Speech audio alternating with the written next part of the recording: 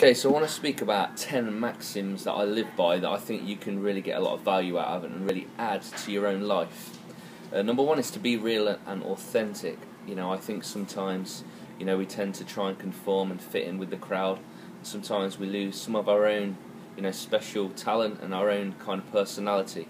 So my first point, and one thing that I really live by, is to be real and be authentic, and don't just fit in the crowd, but very much find out who you are, be comfortable in your own skin, and then put your own expression, your own interpretation onto this thing we call life. Second point is to be grateful. So daily, every night before I go to bed, I write at least 3 things that I'm grateful for. And having a gratitude heart really gives you a sense of abundance. When you focus on what you have and not what you don't have, you really start to see yourself as wealthy, and it creates an abundance mindset. So get in the habit of each day, each night, writing down at least 3 things that you're grateful for.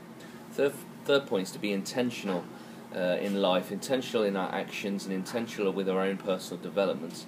I believe that growth comes, when we are intentional.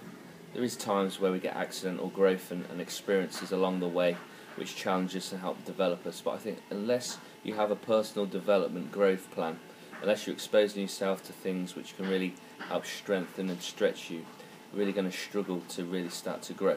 The fourth point is to be a river, not a reservoir. So in life we tend to create this wealth, and then we tend to just become fat and greedy, and it just becomes all about us, and we forget, that actually life is about sharing. And so my point is to really be a river, not a reservoir, to allow your generosity and your wealth and who you are, to flow freely to other people. It's not all about money, it's also about adding value and building relationships, kind of creating your own atmosphere of change. The fifth point is to invest in yourself, similar to, being intentional.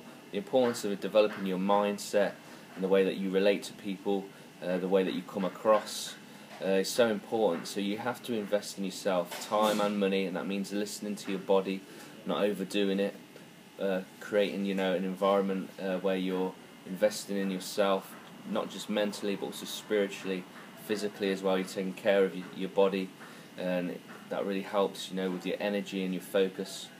6 points to invest in others. So like I said, be a river, not a reservoir.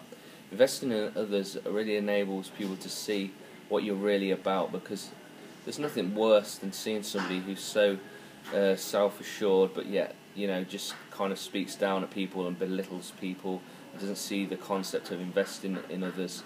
So whether it's your children or your partner or your business partner or your employees, the importance of investing in people and helping them develop is really where you're going to build your legacy and really going to build your reputation.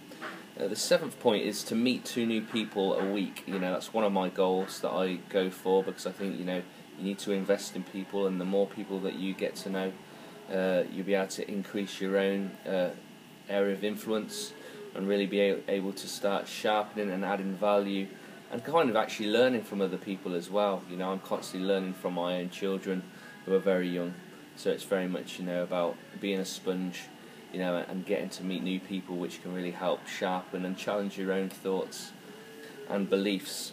8th point is to forgive, but don't forget.